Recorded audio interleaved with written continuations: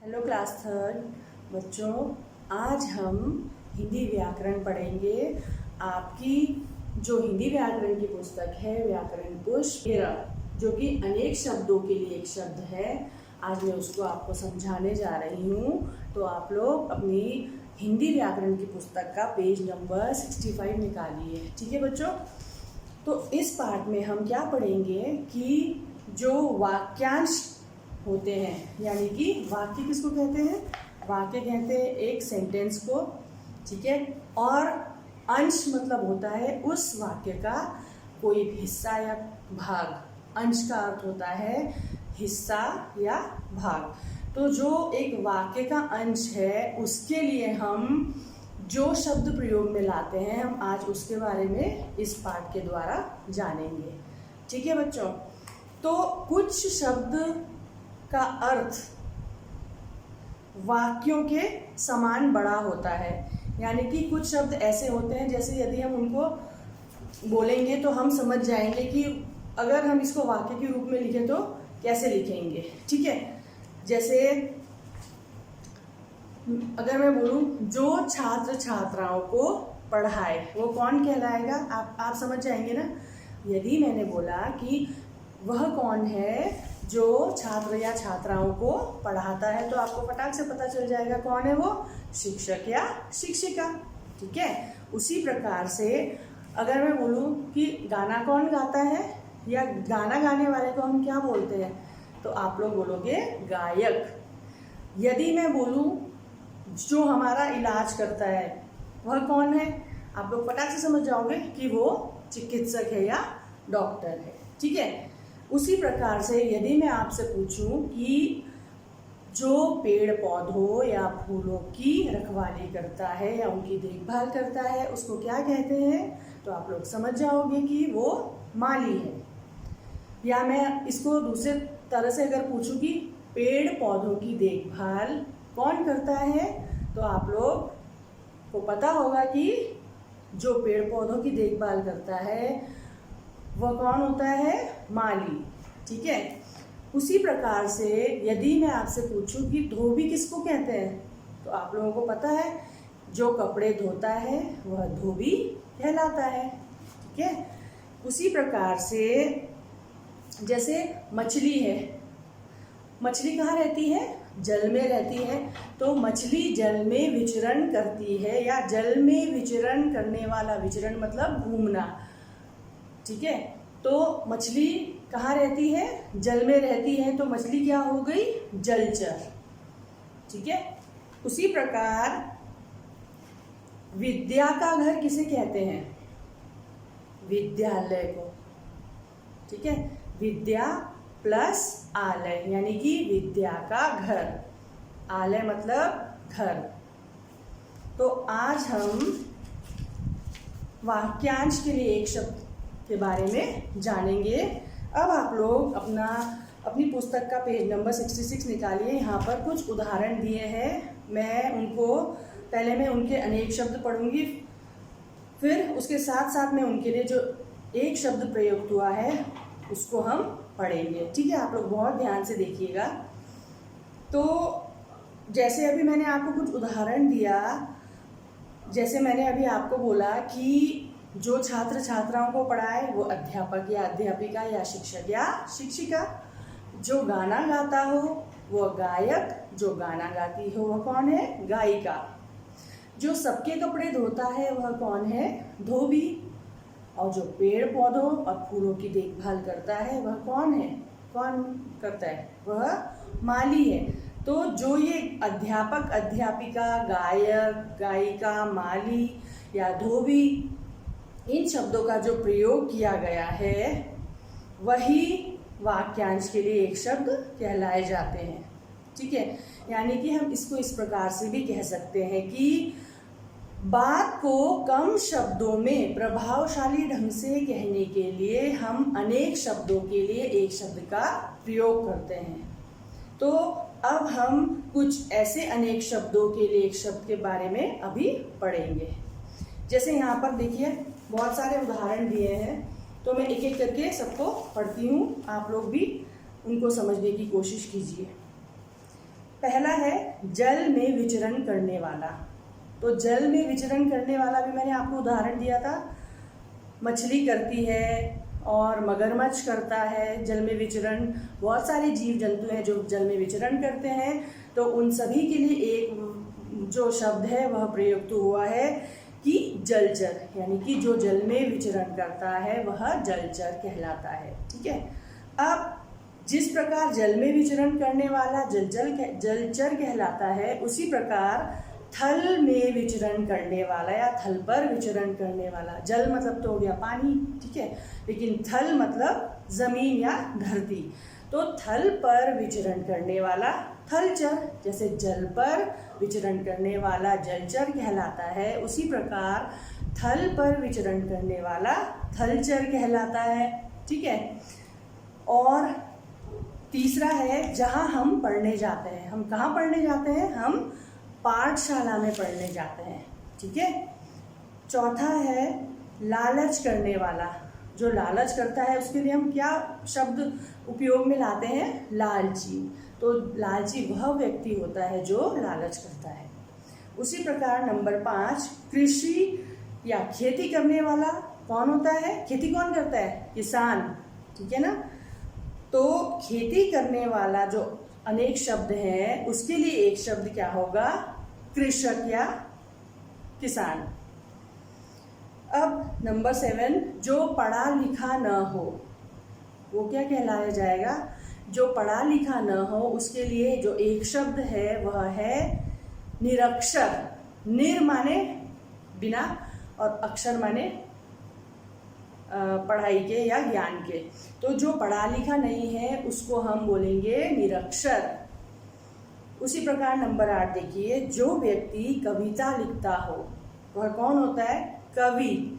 ठीक है। जो व्यक्ति कविता लिखता हो वह कवि होता है, और जो स्त्री कविता लिखती हो वह कवियत्री होती है।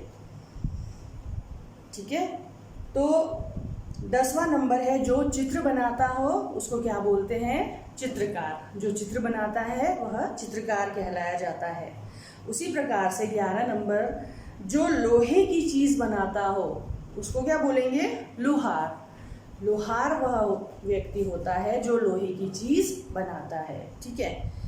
अब नंबर 12 देखिए, उसमें क्या लिखा है? जो लकड़ी की चीजें बनाता हो उसको क्या बोलेंगे? बढ़ई। बढ़ई कौन होता है? जो फर्नीचर बनाता है, जैसे सोफा, टेबल, कुर्सी, दरवाजे, खिड़कियाँ, ये सब बनाता है ना। लकड़ी की जो भी चीज़ें बनाता है वो व्यक्ति बढ़ई कहलाता है। ठीक है। अब उसके बाद है 13वां नंबर जो मिट्टी के बर्तन बनाता हो। जो मिट्टी के बर्तन बनाता है उसको बोलते हैं कुम्हार। क्या बोलते हैं? कुम्हार। उसी प्रकार भारत में रहने वाला क्या कहलाया जाएगा? भारतीय। ठीक है। जैसे हम सब भारत में रहते हैं तो हम सब क्या हुए? भारतीय हुए। उसी प्रकार जो मिठाई बनाता हो, ये तो सबको पता होगा, मिठाई सबको पसंद है, तो जो मिठाई बनाता हो वो कौन होता है? हलवाई, है ना। हलवाई मिठाई बनाता है ना। और विद्या प्राप्त करने वाला, विद्या प्राप्त करने वाला कौन होता है? विद्यार्थी। ठीक है। विद्यार्थी वह होता है जो विद्या प्राप्त करने वाला होता है। उसी प्रकार जो सोने चांदी के गहने बनाता है, आपको पता होगा, आपकी मम्मी लोग बनाते हैं ना सोने चांदी के गहने। किसके पास जाते हैं वो सोने चांदी के गहने बनवाने के लिए? सुनार के पास। तो सोने चांदी के जो गहने बनाता है वह सुनार कहलाया जाता है। या सोने चांदी के लिए गहने बनाने वाला जो है उसके लिए जो एक शब्द प्रयुक्त हुआ है वह सुनार है। ठीक है। उसी प्रकार जो किसी से न डरे वह निडर। और जो बहुत डरता हो या जो डरता हो उसको क्या बोलेंगे? डरपोक। डरपोक कौन होता है? जिसको बहुत डर लगता है ना, जिसको कोई भय होता है। तो मेहनत करने वाला वो कौन होता है? मेहनती। मेहनती बच्चा कौन होगा? जो मेहनत करेगा वही तो मेहनती कहलाया जाएगा ना। उसी प्रकार जो कपड़े धोने का काम करे वह कौन होता है? मैंने आपको बताया था शुरू में, कौन होता है वह? धोबी। यानी कि जो सबके कपड़े धोता है वह धोबी होता है, या उसके लिए एक शब्द है जिसको धोबी बोलते हैं। हम धोबी बोलने से समझ जाएंगे कि जो सबके कपड़े धोता है। अब ध्यान से सुनिए, हर रोज या प्रतिदिन होने वाला उसको क्या बोलेंगे? दैनिक। जो रोज होता है उसको बोलेंगे दैनिक। उसके बाद महीने में एक बार होने वाला क्या होता है? महीने में एक बार होने वाला मासिक, यानी कि मासिक का अर्थ होता है मास या महीने में एक बार होने वाला।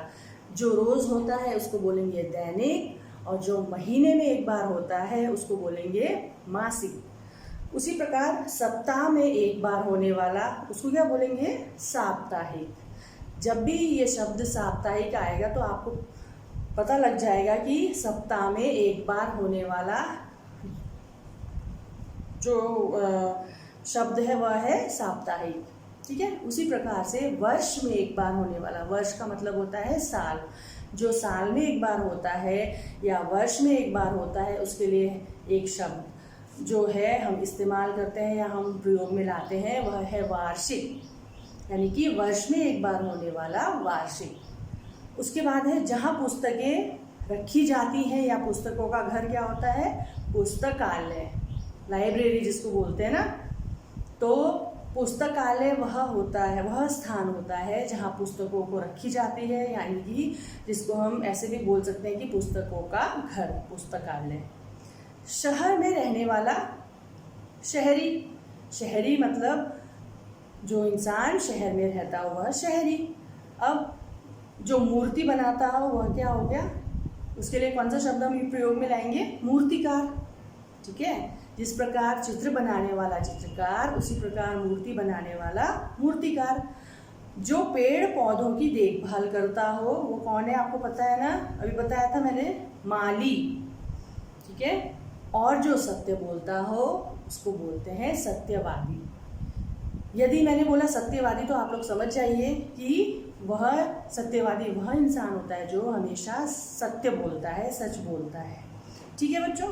तो आज हमने क्या पढ़ा? वाक्यों या उनके अंशों के स्थान पर जिन शब्दों का प्रयोग करते हैं उन्हें वाक्यांश के लिए एक शब्द या अनेक शब्दों के लिए एक शब्द भी कहते हैं। जैसे मैंने बोर्ड पे लिखा है, यहाँ पे देखिए, अनेक शब्दों के लिए एक शब्द है आज का पाठ। वाक्यों या उनके अंशों के स्थान पर जिन शब्दों का प्रयोग करते हैं उन्हें वाक्यांश के लिए एक शब्द या अनेक शब्दों के लिए एक शब्द भी कहते हैं।